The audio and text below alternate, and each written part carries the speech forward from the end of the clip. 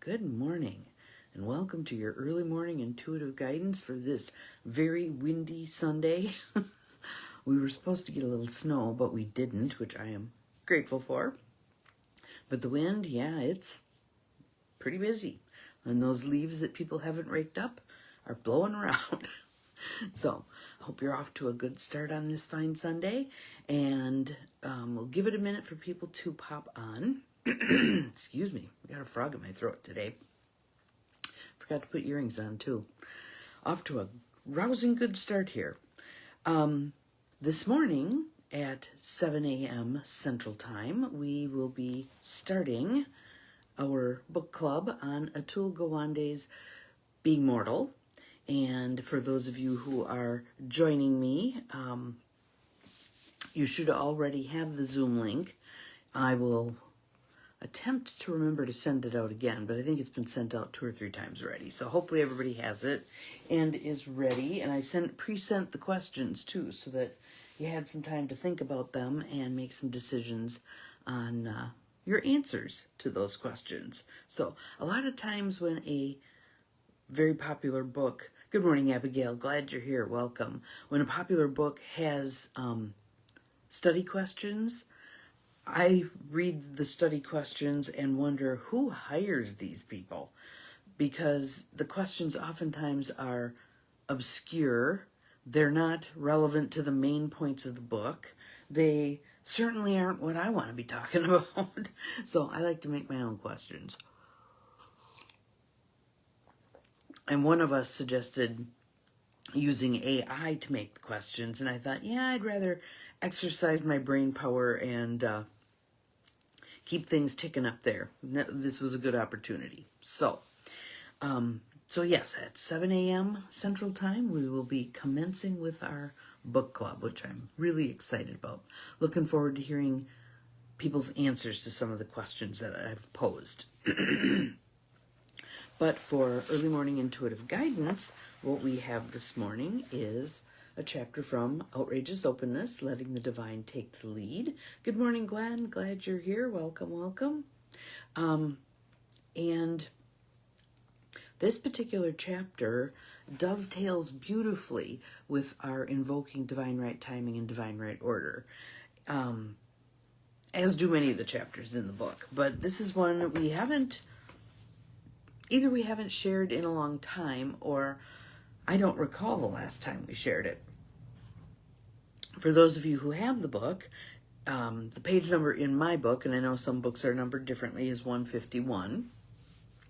And it's another one of the chapters that has 2 quotes at the beginning, which always lends itself to an excellent chapter, right? So, but let us start. Here, I got to get my book to stay open. Let us start with a little bit of tapping and some breath, just to bring ourselves into the present moment. Oops, got to make sure my book doesn't close here. There we go. All right. Good morning, Beth. Welcome. We're going to do a little bit of tapping and breath here. In through the nose. Out through the mouth. Allowing yourself to center and ground, sending your roots into Mother Earth. In through the nose. Out through the mouth. Feeling an opening and a willingness to receive, a receptivity. In through the nose. Out through the mouth. In through the nose. Out through the mouth. And one more for good measure. In through the nose. Out through the mouth. And whatever feels good to you, feel free to keep doing. You can continue tapping. You can continue breathing. Interestingly, I'm just noticing, and I've known this because I've read this book a bazillion times, but it didn't dawn on me because my mindset was, I want to write my own questions. There are 10 questions in the back of the book. It's like the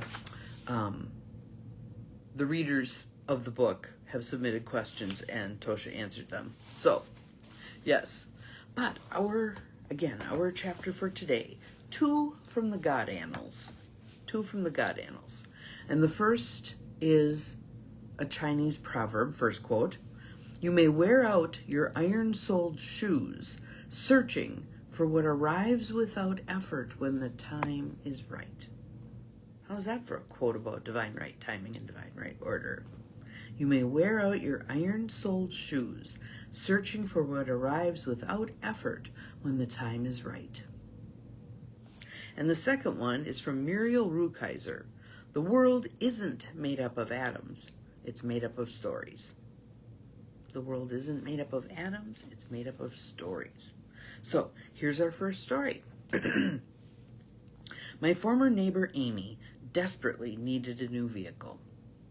She and her husband Todd were in a grueling winter in upstate New York, and their trooper was dying. They couldn't find the right car yet resisted spending money to fix the old. Months passed as they looked everywhere before becoming completely exhausted. Finally, they invoked a divine order, affirming that the perfect vehicle would come to them at the right time, and then reluctantly spent $1,500 to fix their clunker. A week later, a woman pulled up at a stoplight in an unusual green Forester, their instant dream car. Finding out where she bought it, they drove to her distant dealership that afternoon. A mile before they got to the shop, they started giggling as they entered Endwell, New York. A moment later, they saw the store sitting on the corner of Amy Road. I mean, really, said Todd, shaking his head. Who could make this junk up? Only later did they see they weren't able to find the right new car until they had surrendered. Good morning, Nancy. Glad you're here. Hoping you're going to make book club this morning. The right new car until they had surrendered and fixed the old one. In the end, they needed both. Now here's what happened when I was Amy's neighbor 20 years earlier. We lived side by side on a bucolic country road in the Catskills during an awful time when challenges circled me like a flock of ravens. I loved to sit on my little porch and contemplate my misery. The idea of divine order hadn't exactly taken hold yet. Believe me, it's a process. Anybody else can attest to that? It is a process. Ah, you like the Muriel Rukeyser, huh? Fabulous. Fabulous. Thank you for posting that. Sometimes as I sat brooding, I imagined buying lattice work to grow ivy and purple bougainvillea. Just the image would lift my heart. Good morning, Joniel. Glad you are here. But I told Amy sadly that even driving 50 miles to the nearest lumber shop was overwhelming. I did periodically remember to ask God for help. Every so often I would half-heartedly mumble to the force that I couldn't really feel but needed to pretend existed.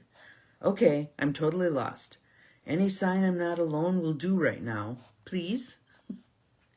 One day a big truck came barreling along, unheard of on our quiet road. A moment later, I saw Amy slapping her thighs, howling with laughter. Oh my God, you won't believe what just fell off that thing, she yelled as the truck vanished around the corner. A huge piece of lattice, exactly the size I needed, had been dropped and delivered by the side of the road. How many of you have those stories as well? It didn't work, it didn't work, it didn't work until it did.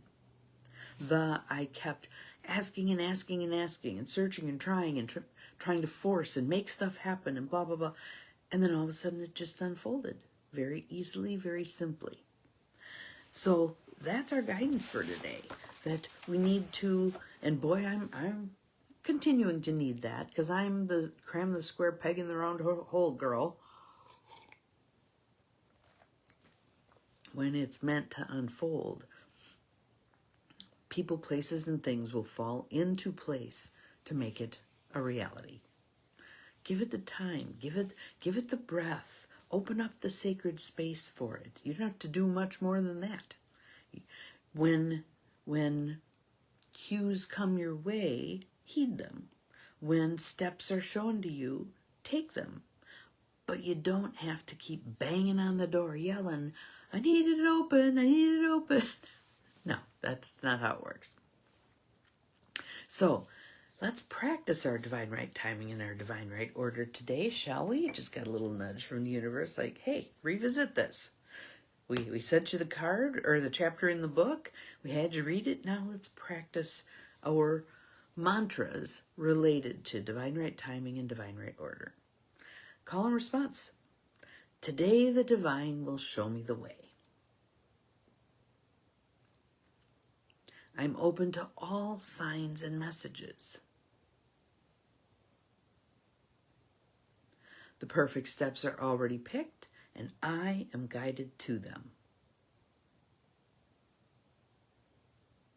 Moving through the world, open to constant help, gets easier and easier with practice.